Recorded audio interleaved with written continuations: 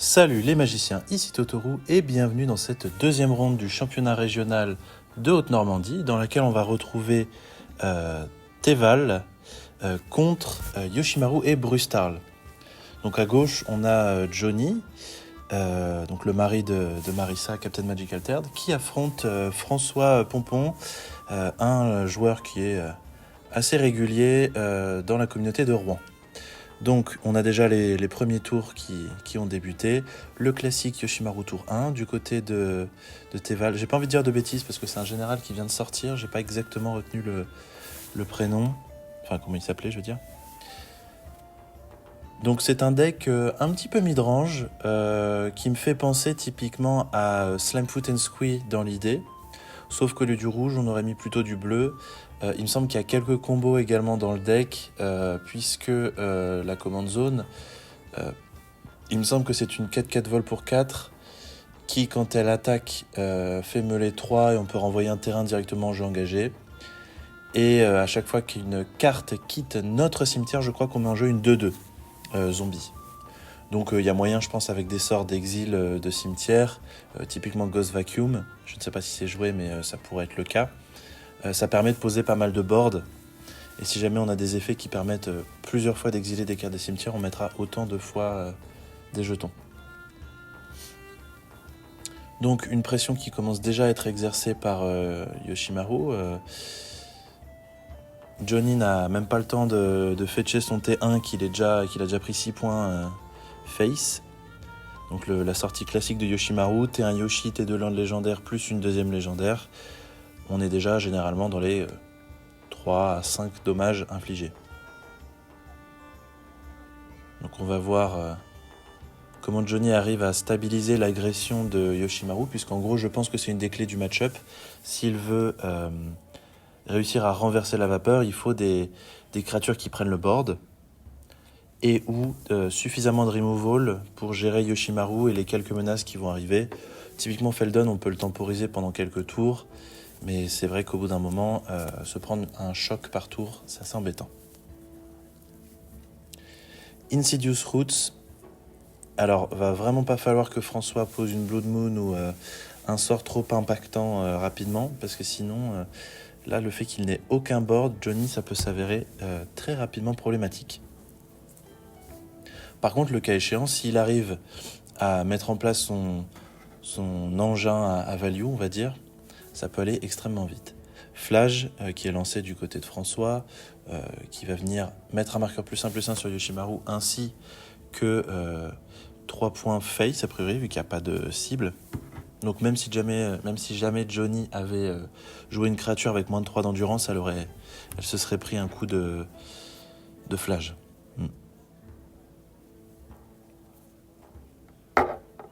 Petit moment de réflexion, a priori. Johnny réfléchit s'il bouge là-dessus. Peut-être qu'il a une Force of Will, très bien. Donc il exile un Sinister concierge qui aurait pu s'avérer extrêmement pertinent pour embêter le board adverse. Mais peut-être que Johnny n'avait pas d'autres cartes bleues en main, c'est pour ça qu'il a voulu jouer Insidious Roots. Et donc être proactif plutôt que de jouer Sinister concierge et de ne pas garder cette Force of Will up. C'est donc un play qui se défend. On attend de voir également le reste du contenu de la main des deux joueurs.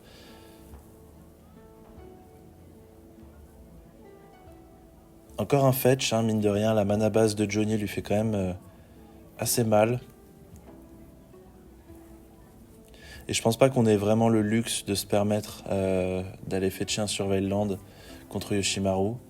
À moins d'avoir une Vrasse, ou auquel cas on sait qu'on va encaisser quelques points et qu'après on peut vrasser. Là, je sais pas si c'est tout à fait judicieux. Donc, petite relecture de la commande zone adverse. C'est vrai que Teval, c'est un général qui vient de sortir en Tarkir Dragonstorm. Donc, il me semble que c'était dans les packs Commander, qu'il n'existe que en full art. Il me semble qu'il y a un truc comme ça. Voilà, typiquement Barogoyf, ça, c'est un bon mur qui va permettre de temporiser une bonne partie de l'agression adverse.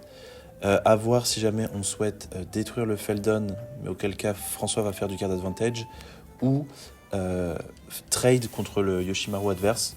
Une troisième option pourrait être de ne pas bloquer, Mais alors, il faut vraiment être solide sur les appuis pour pouvoir faire une contre-attaque et remonter avec la capacité lien de vie du Baroglyph.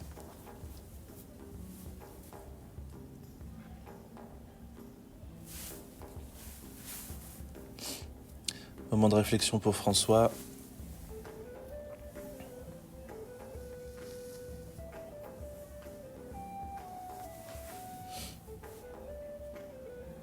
Ouais, bon, généralement ça commence par une phase d'attaque. Ok, donc Johnny décide de prendre le trade.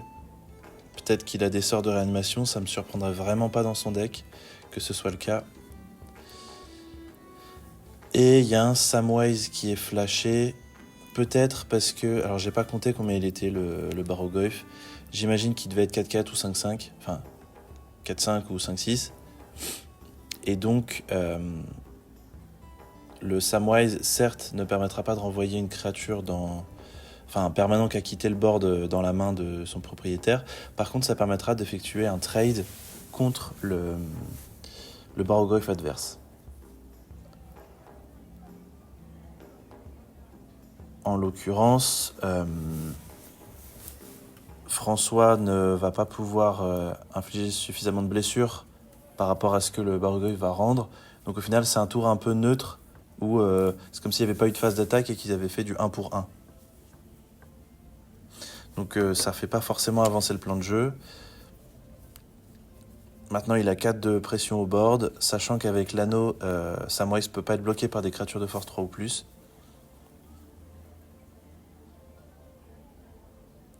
Dredger Insight, alors ça c'est une carte que je connais pas trop.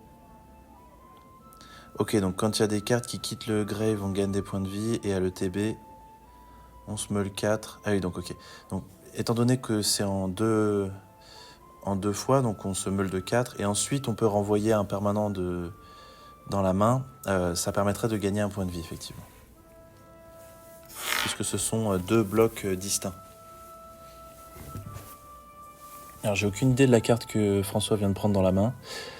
Étant donné la frame, ça doit être une des nouvelles cartes de Dragon Storm.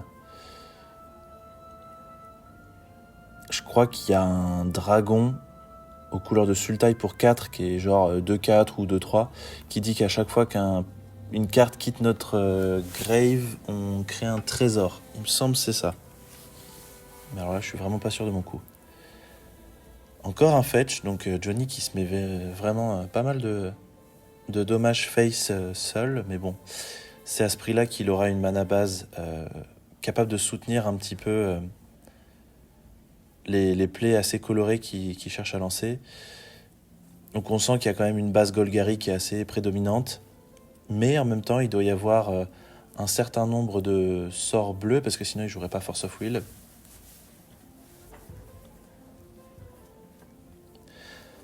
Ouais.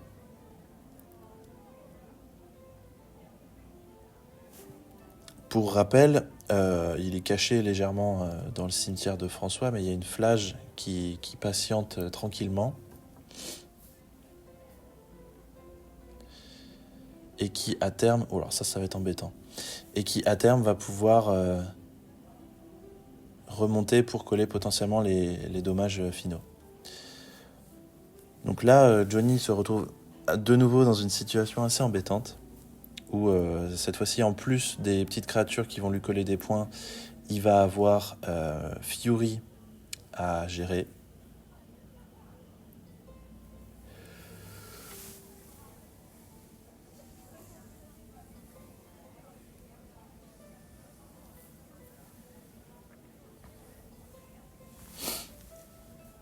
C'est marrant d'ailleurs, je me pose la question, je sais pas s'il joue Living Death dans son deck, mais je me demande comment ça se comporte son général par rapport à Living Death. Parce que Living Death, ça passe par le fait d'exiler les créatures des cimetières, sacrifier tout le board, et ensuite faire revenir les créatures exilées directement en jeu. On peut pas échanger directement les zones en une seule fois, il est obligé de passer par une zone tampon.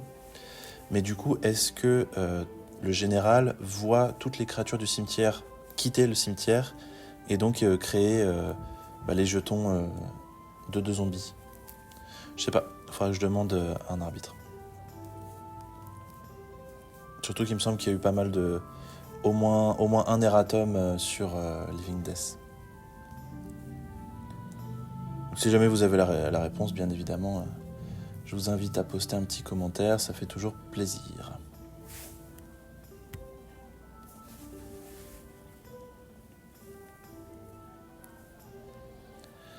Grand moment de réflexion du côté de Johnny, en même temps on le comprend.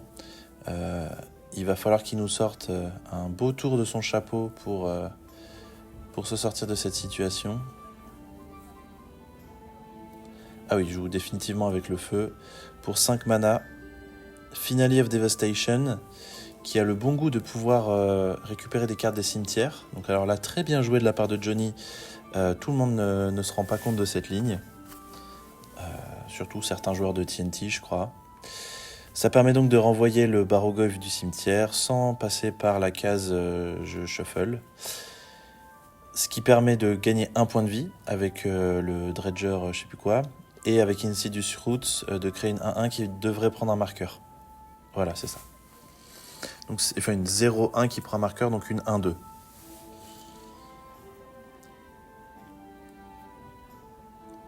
Ouais, cependant, y a toujours le... Ah ouais, non, j'ai rien dit. Comment il s'appelle ? Le Samwise, il peut pas être bloqué par Barrogoyf. Par contre, il peut être bloqué par la petite plante.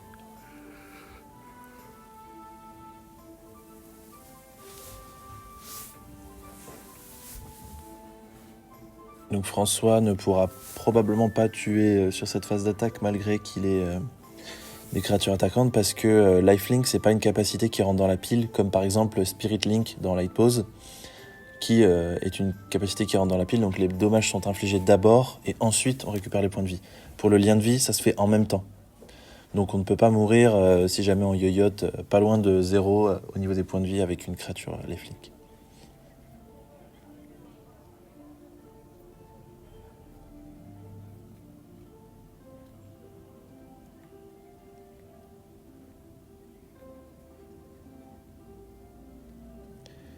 Ça réfléchit fort. Mais je crois que François, il a une solitude en main. Et je crois bien qu'une solitude sur... Ah purée, pourquoi il a pas pitché sa solitude, sérieux ? Il s'en est servi pour quoi de son mana, là ? Solitude sur Barreau, ça faisait létal, hein ? Je sais pas combien il est, le Barreau.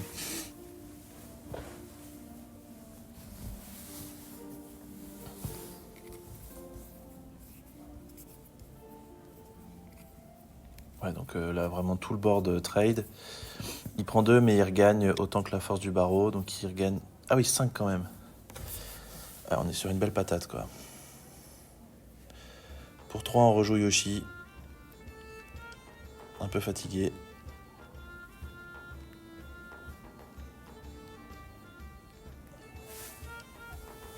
En tout cas, c'est chouette de voir des command zones assez innovantes.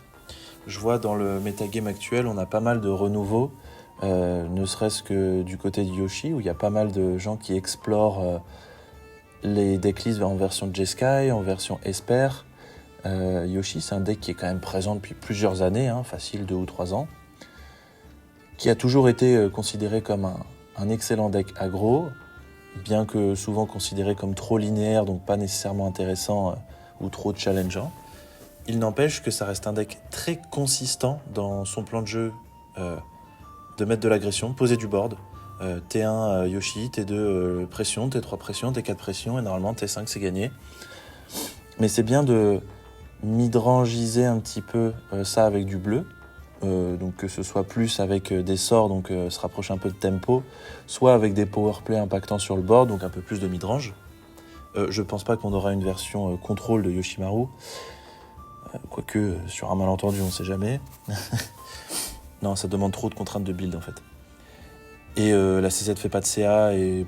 enfin bref, sans rien à côté, c'est pas terrible. On a donc Spring Art Nantuko qui est joué par Johnny. A priori, il a fait un land drop pour mettre un jeton. Ah non, c'est un jeton de Grist. Autant pour moi. Quelque chose qui peut être vraiment intéressant, donc là, il n'a pas eu l'occasion, mais de bisto La Nantuko sur le Barrogoyf, ça aurait pu être énervé, dans le sens où il crée des jetons, des copies de Barrogoyf. Sachant que un Barrogoyf, c'est déjà embêtant à gérer, alors on n'en parle même pas quand il y en a 2, voire 3. Nantuko, c'est une carte qui m'a extrêmement impressionné dans Thrasios Combo, plus dans le plan beatdown, parce qu'en fait, fondamentalement, la carte dans Thrasios, bon, c'est pas vraiment la question, mais elle est là pour rendre déterministes les piles de Nadu, en fait. Pour éviter qu'on break, puisque à chaque fois qu'on trouve un land, c'est-à-dire 2 chances sur 5, à peu près, vu que si on compte qu'il y a une quarantaine de lands, ça rajoute des opportunités de partir en combo. Bref. Mary qui est jouée par François, phase d'attaque. Cette fois-ci, ça m'a l'air d'être la bonne. Pourquoi ? Tout simplement parce qu'il n'y a pas d'effet de lien de vie. Je sais pas trop. Ah oui, ça doit être le The Ring. Ah ouais, non, même pas, ça suffit pas. Bon, par contre, ouais, là, Johnny, il se retrouve dans une situation où il a vraiment... Tous les tours, il a plus de board. Ah bon, bah voilà. J'en parlais tout à l'heure. Flage est venu terminer le travail. Bravo à François qui remporte cette première partie. On va pas tarder à débuter la seconde. Donc cette fois-ci, ce sera Johnny qui va débuter. J'imagine que la partie ne va pas être la même. En plus, il a son dork au tour 1. Donc il peut se permettre d'être assez proactif, d'étouffer un peu dans l'œuf la sortie et la pression de Yoshimaru. Le must serait qu'il ait un removal pour ce Yoshimaru.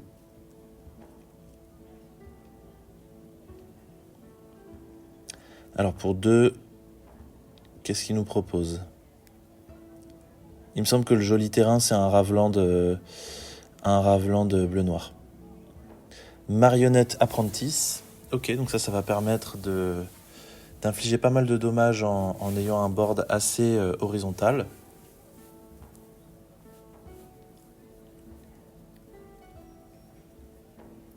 Ouais, il doit avoir sûrement des boucles pour remonter des créatures des cimetières. En fait, je pense que l'exemple de Slamfoot est relativement pertinent. Dans le sens où ça peut faire des boucles remontées, je pense avec Recurring Nightmare ou Chthonian Nightmare.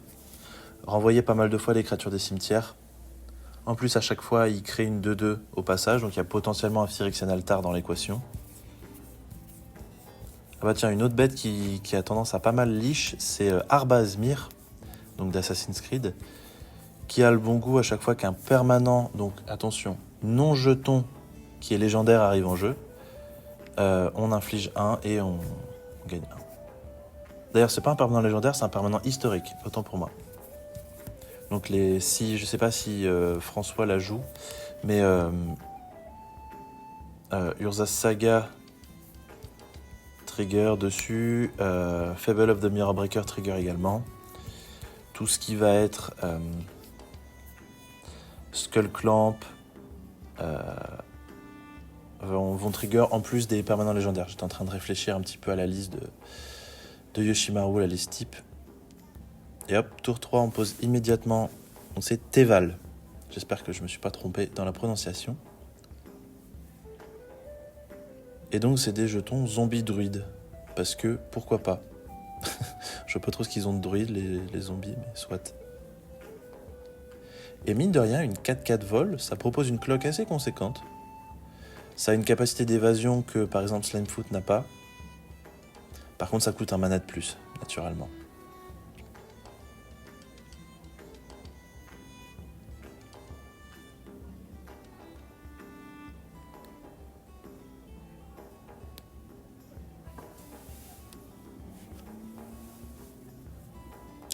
Donc il est fort à parier qu'il va falloir gérer ce Arbazmir qui va rapidement poser problème.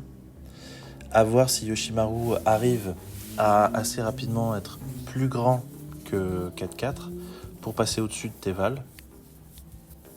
Bon, après il pourrait y avoir des doubles ou des triples blocs, hein. Mais c'est juste que ça fait dépenser énormément de ressources. Static Prison. Donc une sorte de bouton timeout. Hop, je te revois dans 2 tours. Et Static Prison étant très bien wardé, on rend le permanent à T+3. Puisque c'est quand on ne paye pas l'énergie qu'on le sacrifie. En plus, ça a le bon goût d'être checké à la phase de pré-combat. Donc ça veut dire que c'est vraiment nickel, quoi. Donc on le rend à T+3 même. Je sais pas si j'ai bien dit 3 et pas 2. Loyal Apprentice, là, il va proposer beaucoup de pression au board. Je pense qu'il faut attaquer avec tout. Le but, c'est de proposer une pression la plus grande possible, quitte à perdre son Loyal Apprentice sur un petit jeton cerveau. Je sais pas s'il serait même mieux de double bloc sur Arbazmir, qui va coller vraiment mais beaucoup de points. Donc typiquement, voilà, le jeton artefact top terre avec le vol ne trigger pas Arbazmir, puisque c'est précisé non jeton. Sinon ça aurait été vraiment craqué.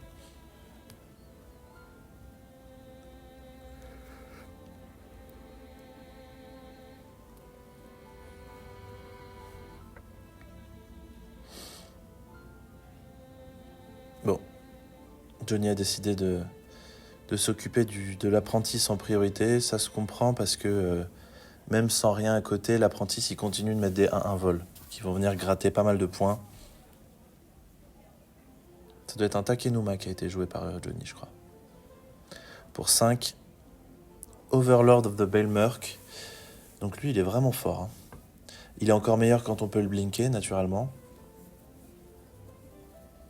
Mais sinon, effectivement, pour 5, on a une belle 5-5 qui va venir prendre le board, faire du card advantage et trigger tout ce qui est la capacité du général. Vu qu'une carte quitte le cimetière, on peut mettre une 2-2 dans l'équation en plus.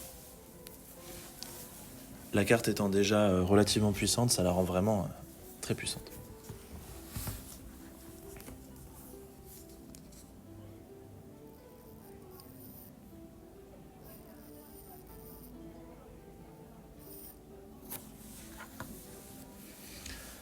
Alors, comment est-ce que François va réussir à passer à travers ? Talia, ça peut vraiment ralentir la sortie de Johnny qui joue quand même une grande quantité de terrain non base. Talia, je sais pas si c'est encore au goût du jour. Dans le sens où, oui, c'est un peu embêtant, mais c'est pas assez percutant. Je veux dire, ça n'a pas vraiment de TB. Ça vient se taxer légèrement le board adverse, mais vraiment, heureusement qu'il y a la first strike, hein, parce que sinon, ça aurait été vraiment compliqué. Bon, soit, voyons comment Johnny s'en sort. En attendant, cet Overlord lui a permis de ne pas se prendre suffisamment de points au board pour que François décide d'attaquer. Oko, qui lui pour le coup va vraiment temporiser. Ouais, c'est dans des spots comme ça que Johnny peut récupérer l'ascendant dans la partie. Je sais pas s'il a envie d'attaquer avec son Overlord, sachant qu'il ne récupérera son Teval que dans 2 tours. Ouais, je pense que c'est une bonne idée de transformer la Talia en 3-3.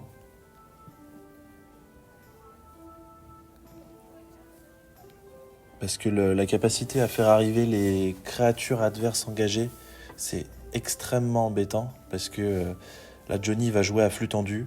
Hein, il peut pas, en fait, la vraie réponse, c'est qu'il peut pas vraiment se permettre d'attaquer.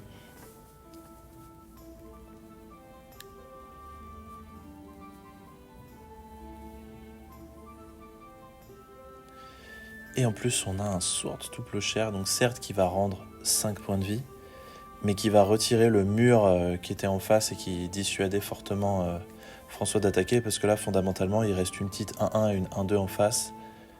Pas grand-chose qui va vraiment bloquer l'agression.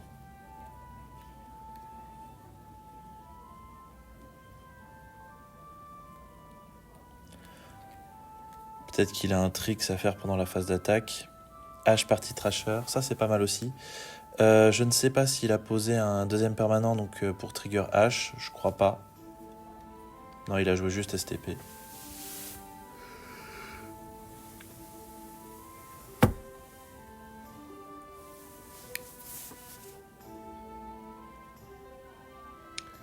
Très probablement une phase d'attaque générale. À mon avis, il faut envoyer tout face.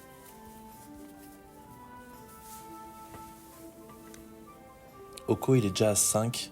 Je pense pas qu'on puisse vraiment se permettre d'essayer de le disrupter. Éventuellement coller un point pour qu'il n'y ait pas d'échange de permanent dessus. Ok, donc on a 3 créatures dans Oko et 2 dans Johnny. À voir s'il décide de sauver son Oko pour essayer de gagner 3 points de vie supplémentaires après. Ça va dépendre fondamentalement de ce qu'il a dans la main, s'il a des sorts à jouer ou pas. En sachant que Johnny, au prochain tour de François, va récupérer son commandant.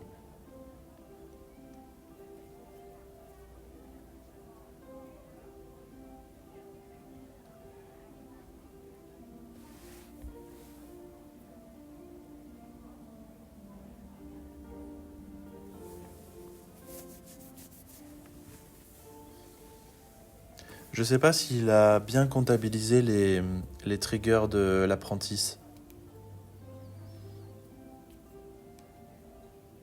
Je sais plus si c'est quand une créature ou un artefact quitte le champ de bataille ou quand il meurt. Ça change quand même fondamentalement le fonctionnement.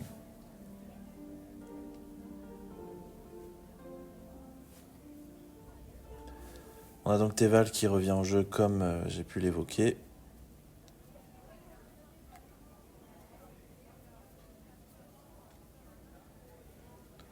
Pour 3, Anime Pakal, qui a le bon goût de poser du board même sans attaquer.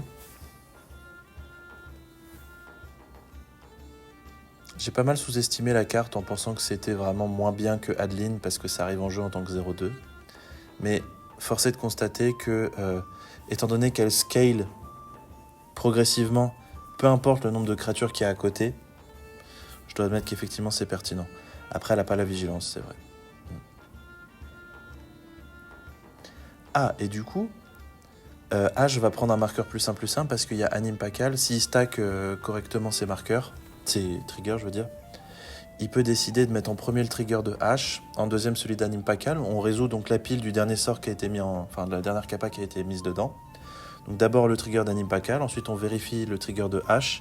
Il y a 2 permanents qui sont arrivés en jeu ce tour-ci, elle prend donc un marqueur +1/+1. Je sais pas si François l'a bien réalisé. Je pense pas, malheureusement. C'est dommage. Parce que c'est un trigger à l'attaque, donc on peut les séquencer dans l'ordre qu'on veut. Quand il y a des triggers des deux côtés des deux joueurs, c'est le trigger du non-active player qui rentre en pile en premier et celui de l'active player en second, je crois. Donc ça veut dire que c'est celui qui joue le tour, dont le tour c'est, qui va résoudre ses capas en premier.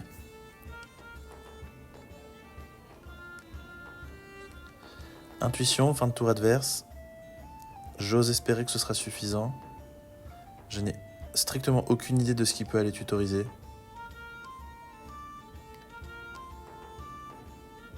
Parce qu'il peut pas jouer Fury, donc il n'y a pas vraiment de sort qui permet de détruire plusieurs créatures. Potentiellement un Toxic Déluge, mais du coup ça veut dire qu'il va perdre son Teval.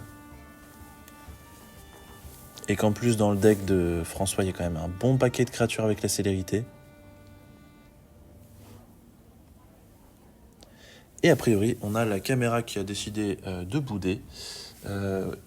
Pendant l'événement, j'ai eu beaucoup de rondes à enregistrer. Et c'est vrai qu'à certains moments, la caméra, elle en a un peu marre, elle surchauffe. Donc je n'ai pas la fin de cette partie. Il me semble que c'est François qui l'a remporté, suite à pas mal d'échanges de ressources. Bravo à François qui a donc remporté cette deuxième ronde. La troisième, on verra s'affronter Satya contre Vohar. Je vous remercie de m'avoir écouté, c'était Totoro pour l'entre du deck.